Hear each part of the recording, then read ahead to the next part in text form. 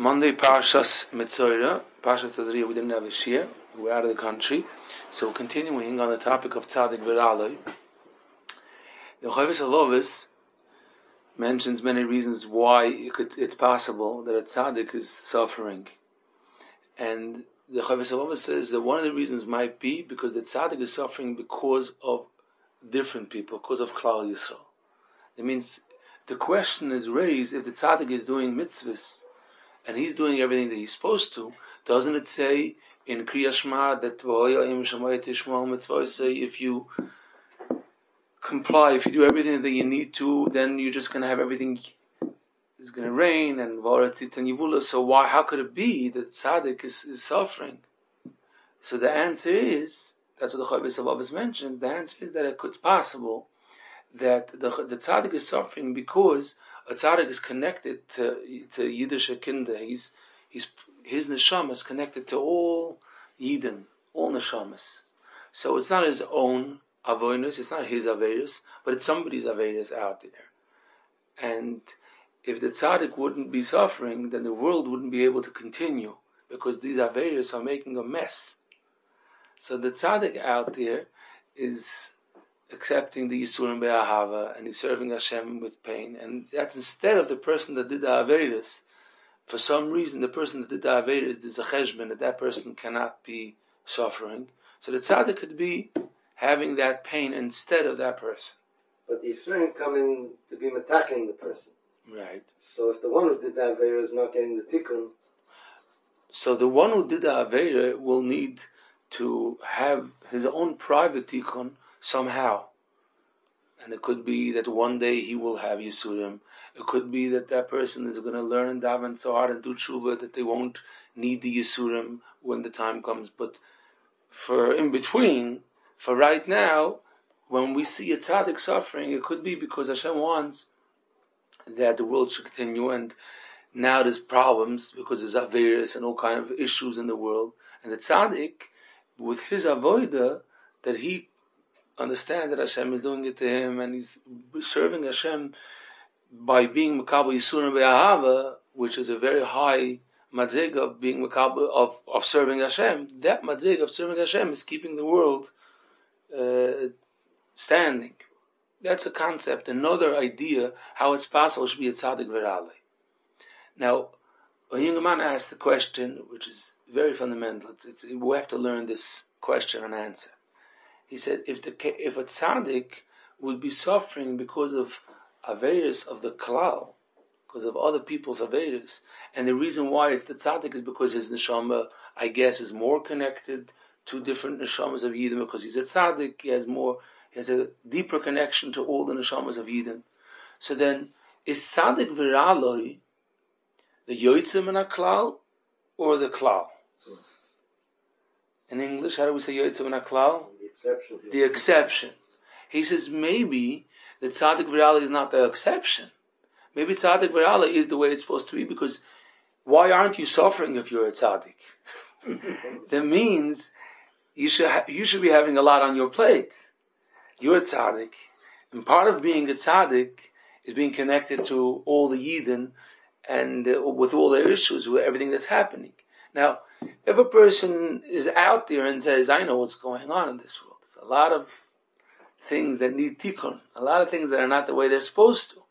Now, if I'm washing the world, and Baruch Hashem, guys are driving the cars and having a good time, and it looks like there's no tomorrow. Everybody's just doing great. So someone's paying that bill. Who's swiping the cards? So it can't be, if not, there would be no world standing. So if you see this tzaddik suffering, you say, oh, Baruch Hashem, it must be he's the guy. But if you see there's a tzaddik that's davening and learning, and for something that doesn't hit him, maybe he's not a tzaddik. That was the question. So let's elaborate. We do have a parsha of Ahoya Im Shemoya, which does say that it's possible that a Yid serves Hashem, then he'll have what he needs. So there is, and also we see from the question that the Nevi'im asked Hashem, how is it possible tzaddik v'ralei? What's the pshat? So we see that it doesn't have to be, it should be in the mahalach of tzaddik v'ralei. So there's a very interesting piece of in the Sefer Pirkei Machshava from Rebbe Zriel Tauber, which he explains something so beautiful, and it's also like a Chona to Pesach in a certain sense. He says, if you look in the Medrash, when Moshe Rabeinu left this world, so the Medrash explains how it happened. And the Medrash uses the words for Misas Neshika, which means that Hashem just wanted to be together with Moshe Rabeinu's neshama so badly, so Hashem called him, and Hashem took him to Tachas Kis Yaakov, took back that neshama, and it's like a kiss, Misas Neshika, taking back the neshama to its source. So we have, on the other hand, Rabbi Akiva. Rabbi Akiva, we know that he was killed on Mesiras Nefesh. The Gemara says, so you circun as besori b'masreika shel barzel, which I don't know how to explain. It was Yisurim. They scraped his skin. Scraped his skin till Rabbi Akiva left this world. And the Gemara says that Moshe Rabbeinu was wondering how could it be. He saw Beruach HaKodesh, that's what's going to happen to Rabbi Akiva. And Hashem told Moshe Rabbeinu, you can't ask that question.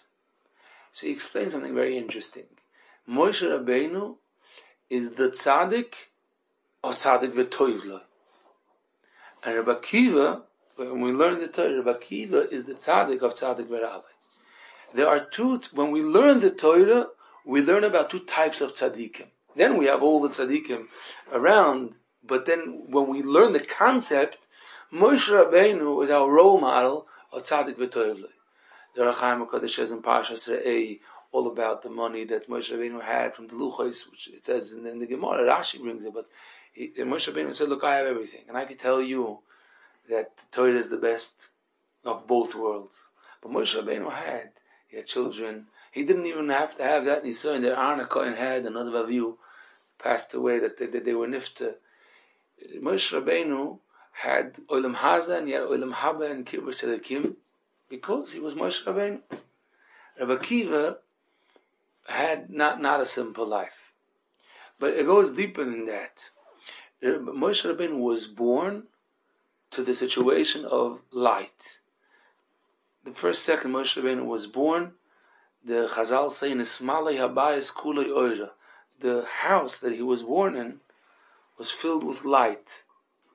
Rabbi Akiva, his whole first part of his life was Amahoretz. He had no shayches to Torah, and he had a big struggle, frustration. He hated Talmidei Chacham, the Gemara says. He couldn't take them. He had to work it out. Now this difference between Moshe Rabbeinu and Rabbi Akiva is part of the musig of Tzaddik v'Toivloi and Tzaddik v'Raloi. Some Tzadikim, their tafkir on the world is to bring light to the world. That's Moshe Rabbeinu's shlichus. He just came. He didn't have to go through all those mulchamos. He didn't have to go through the struggling back and forth and falling and getting up again. Moshe Rabbeinu was Moshe Rabbeinu from the first minute. He served Hashem. He had to his madreg and the sionis, but he didn't have to start from the bottom up. Part of Rabbi Akiva's life that he was tzaddik v'raloi was that he had to struggle for life from the first minute. That was his avodas Hashem. He was born to such a situation. He was born to that. And that teaches us that Hashem brings to the world both types of tzaddikim. There's a musig of tzaddik v'toivla and a musig of tzaddik v'ralei, because they each of them serve a different purpose and the kesher between Yidden and the Eibishter. So he explains it like Isrusa de la Sat and Isrusa de la Eila, which means that by Moshe Rabbeinu, when Moshe Rabbeinu, Hashem came down to this world and took him. Came down to Moshe Rabbeinu, and Rabbi Akiva went up. With his avodah, he climbed the ladder of being Moshe Nefesh to Hashem.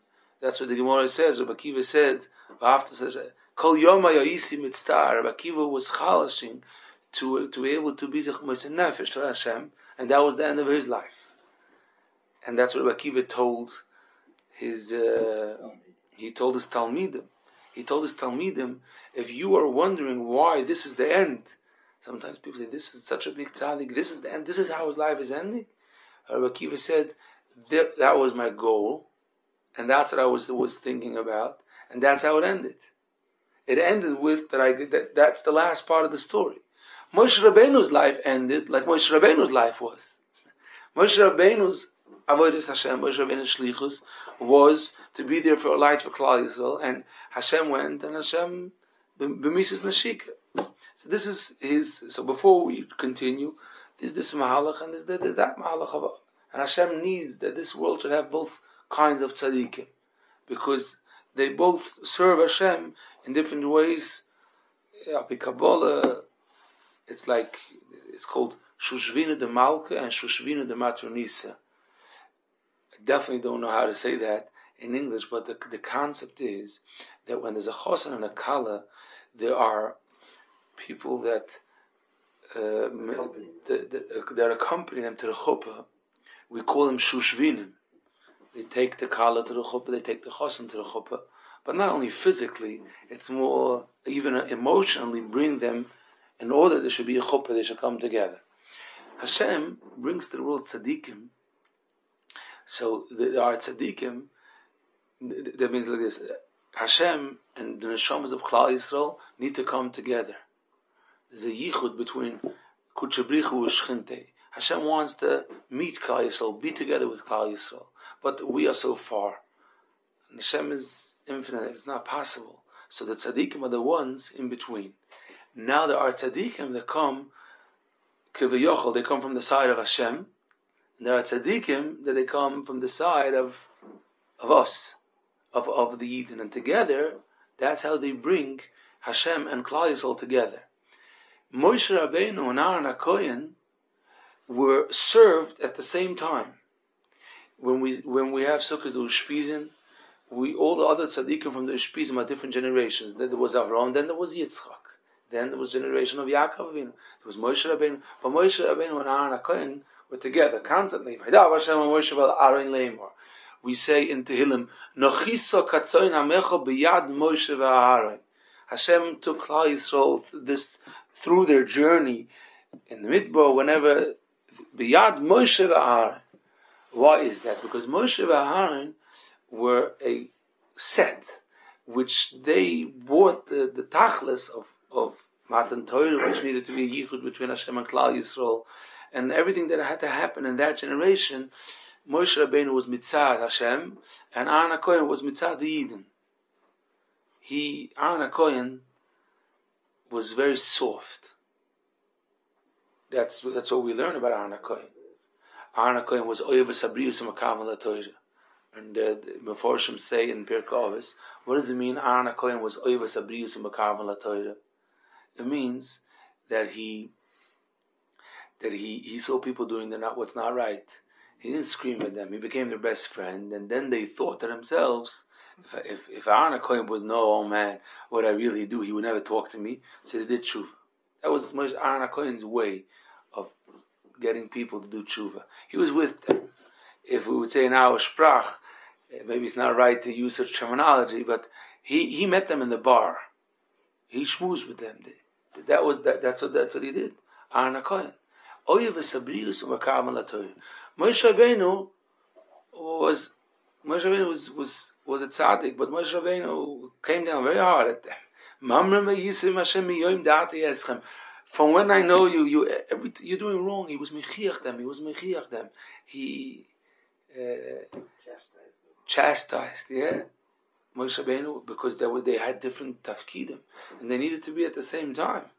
Moshe Rabeinu was from that side, and Aaron HaKohen from this, and together they brought together Hashem and Klal Yisrael. Now, what's interesting is that Aaron HaKohen, being that he let himself down to every Yid, to every simple Jew. So Aaron HaKohen also had suffering. When Tzadik Viraloi and a certain angle of it, if you look at it, means you know what's going on there in that world. You're not a tzaddik that doesn't know what a smartphone is, and is just saying that you've been there, done that. I'm using these concepts just to explain, not chas v'shalom. Aaron HaKohen had a shaykhis, he had a connection, he knew what's going on in this world. Like Rebbi Akiva, with Tzadik V'Raloi, he struggled his way up. That was Rebbi Akiva. He was Amoris 40 years. He said in those 40 years that if he meets a Talmud Chacham, he's going to rip him apart. That's what the Gemara says. That means he had a shaykhis, and he struggled. And he ripped away the Ra from himself and struggled his way up. Aaron HaKohen is our role model for being Makabel Yisurim V'Ahava. Aaron HaKohen lost 2 children. He kept quiet. He's part of us, Aaron HaKohen. He didn't have a nisayon from the Egel. He was there with them. He said, okay, what do we do next? But he lifted them. He lifted Klal Yisrael. He brought Klal Yisrael to higher madreg. Moshe Rabbeinu's tafkid was different. Moshe Rabbeinu never went down that low. Never. He had no shaykhis, no connection to Averis and to all that. And he was Tzadik V'Tovlo. He never had to enter the horrible Olam Hazeh and be aware of all the issues and all the nisyonis. He's Tzadik V'Tovlo. And the world needs both avoidus in order that the world should be able to come to its tachlis. So we learned the concept that is such an it's the tzaddik v'tov, tzaddik v'ralev. There are such types of tzadikim and such types of tzadikim, and then in addition to that, Hashem needs both tzadikim, and sometimes they work together. They work together as a set, the tzaddik v'tov and the tzaddik v'ralev, because together they bring Klal Yisrael to where they're supposed to. We could say it in a very simple moshel. If there's a Rebbi that doesn't want to teach a certain student because it's hard for him to go down to that student's level, and they won't understand each other. No way they would understand each other. So you would have a separate crew working on the Rebbi, helping the Rebbe have rachmanos on the child, and talking that this student really means well, and he has such a rotten, persuading the Rebbe to come sit at the table and sit and learn Aleph, Beis, Kriya, Gemara, whatever it is. And then you have at the same time a younger man sitting with that child, that student, and saying, you can't, there's no way you could come to the Rebbe. You need to know something. Teaching him, training him, helping him, pushing him up. And then these two call each other and they say, okay, I think we're ready. That's the concept. That is the concept of tzadikim, which are both at the same time helping that Hashem and Klal Yisrael should be able to meet. And you need to do tshuva from one side, and Mitzat Sheni, Moshe Rabeinu talks to Hashem from Hashem's side, and talks about Klal Yisrael. When Moshe Rabeinu spoke to Klal Yisrael, he was very sharp. But when Moshe Rabeinu spoke to Hashem, he said Hashem should erase all their avoidance and all that.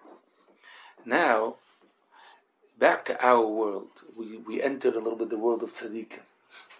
Let's enter our world. There's the same concept. And this is where it becomes very negeya for each and every one of us.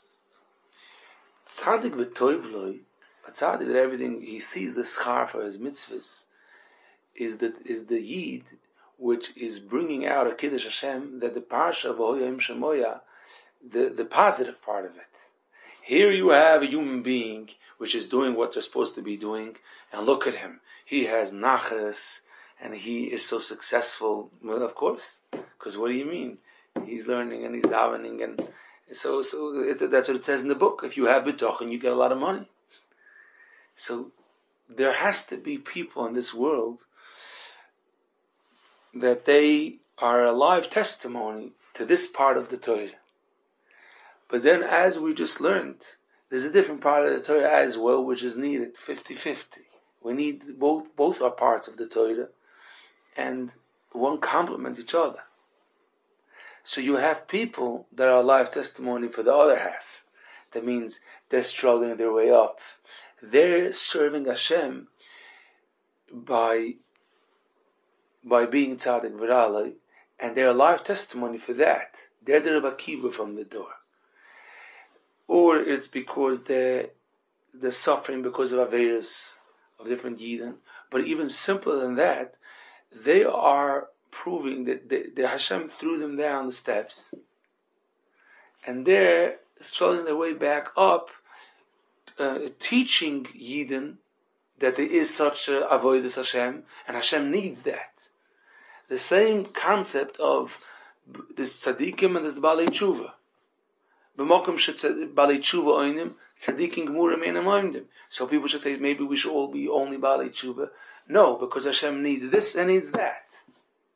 Hashem needs both forms of avodas Hashem at the same time, because one complement each other. One tzaddik is bringing the light to the world without any averos, nothing, and then a different tzaddik at the same time is bringing the light into the dark world.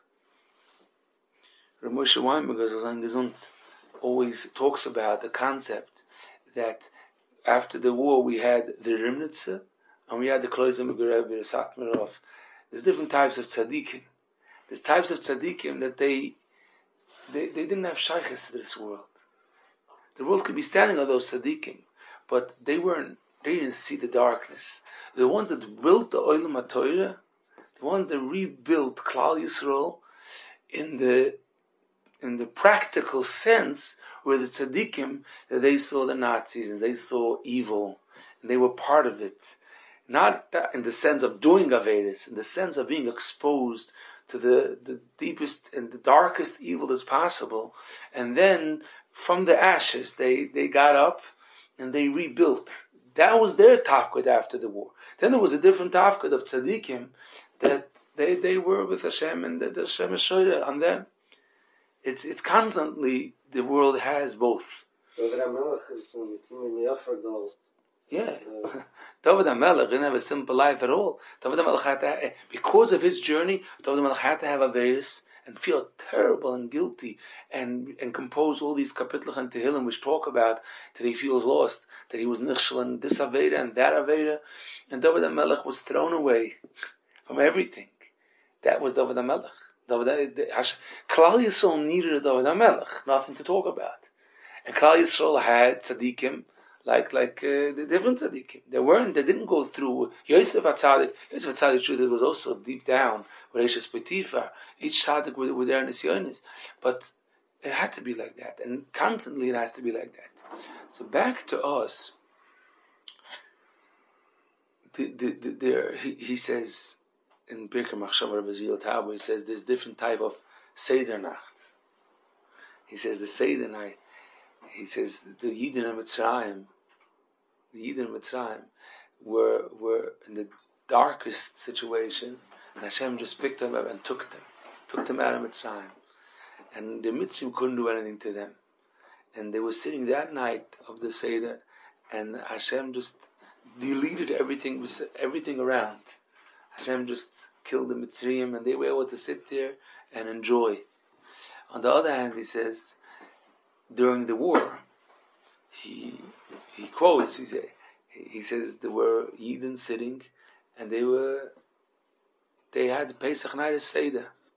That was Rebbi Akiva. He said it's Moshe Rabeinu Seder, and this is Rebbi Akiva Seder. He says the Hashem took them out of Mitzrayim like that. That was like Moshe Rabeinu. Hashem gave them the light. And then you have, but in that, Yidden went and was a Chmois Nefesh to Hashem during the darkest times, and they sang to Hashem and thanked Hashem, because Klal Yisrael needed both types of Zdorim. Now this teaches us that the same concept is in every generation. In every generation. Now I'll say it with an example of the Seder. You have two neighbors.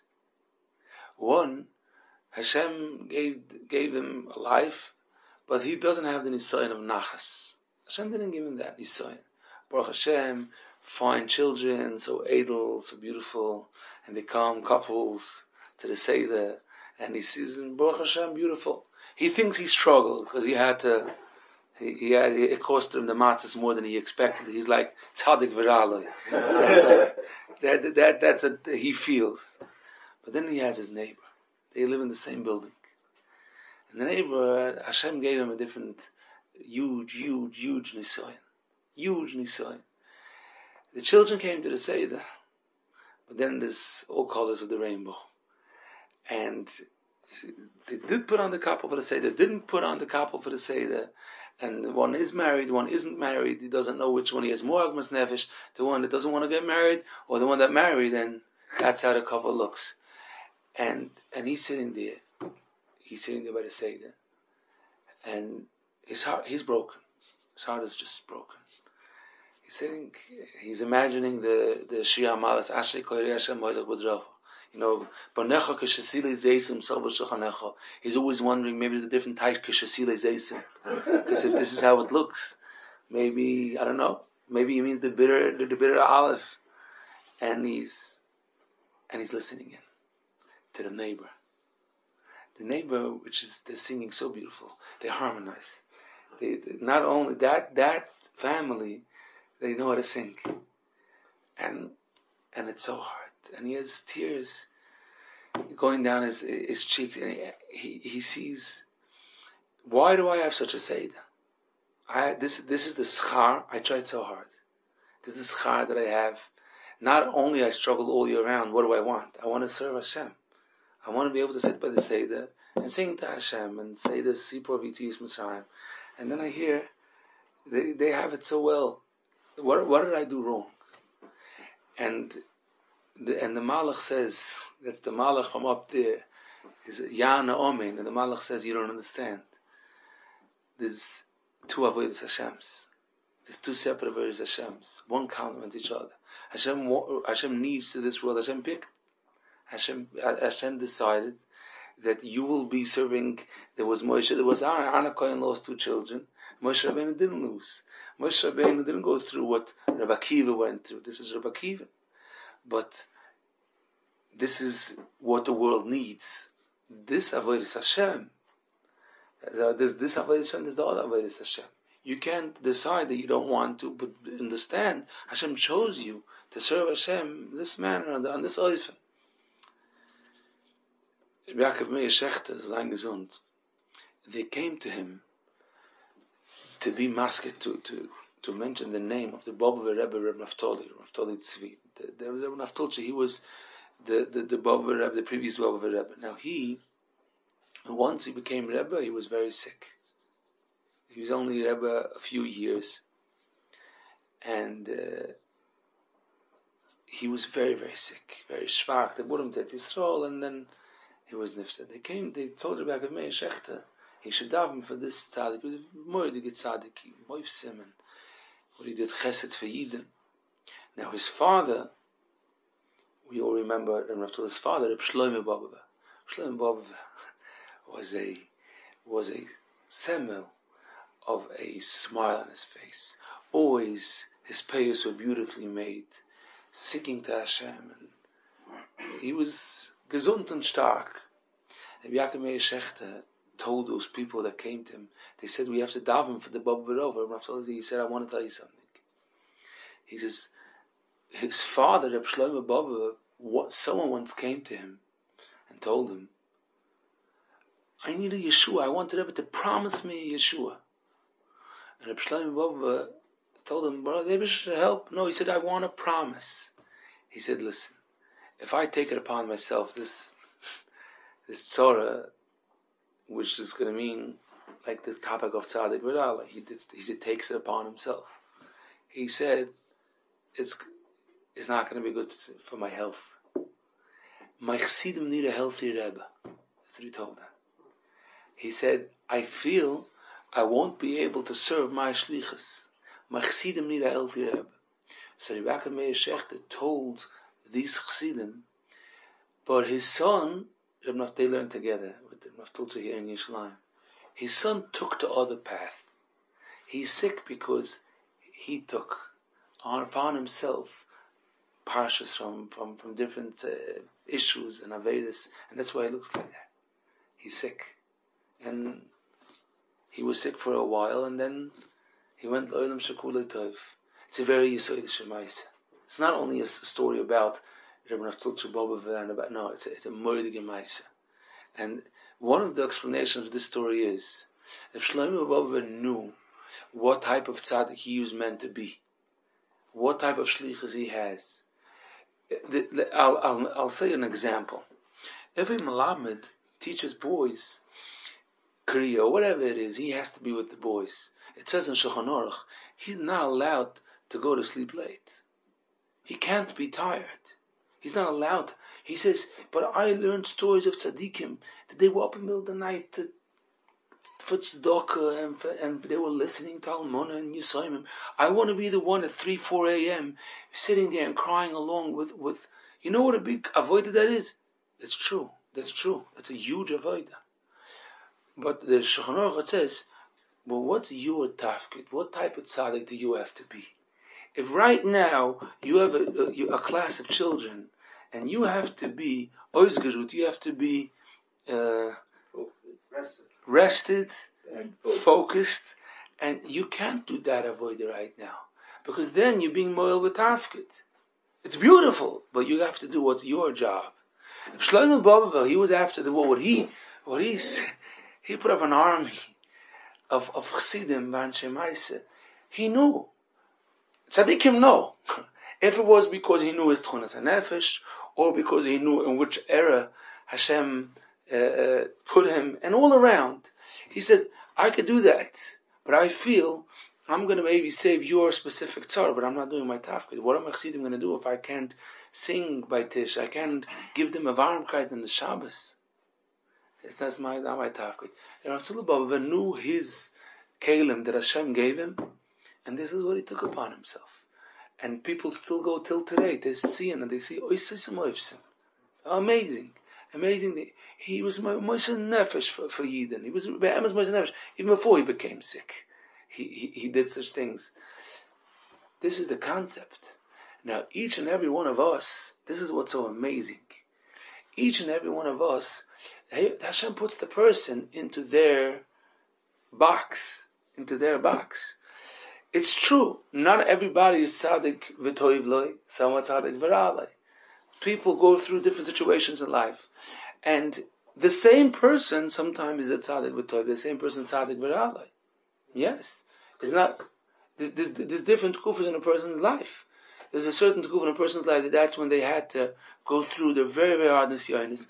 And then they have, they're now the life testimony of the other part of the Torah.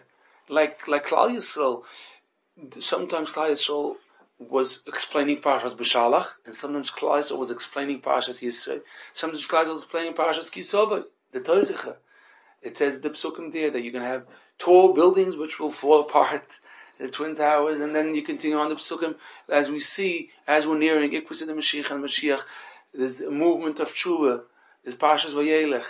All the tzadikim, it never was, but Klal Yisrael. So many should do tshuva, because that's what Klal Yisrael is now explaining, that part of the Torah. Every Yid has that. So it's so important to remember that when a person is looking upon himself and saying, what's the pshat? You're not only looking and pointing with the finger at somebody else. You're not understanding, so this is the truth or that's the truth. Both are the truth. Both are. Is he the tzaddik or the other person is the tzaddik? Both are tzaddik. There's this mahalach and avodah. There's two parshas in the Torah. Was I a tzaddik when I was sitting and learning? So beautiful. Or am I a tzaddik maybe when I'm in the hospital and I can't open a Yiddish sefer? Because that's when you were tzaddik with Trivlin. Now you're being mekayim the mahalach from Rebbi Akiva from Vayidei Mahar. There's both. There are two parshas there which they complement each other, which are Yid. That's the neshika from the Eibusha to Klal Yisrael is by both. This and that. Ja, we shall learn good to besuris. And we shall be able to see the good. Toiv and nigla.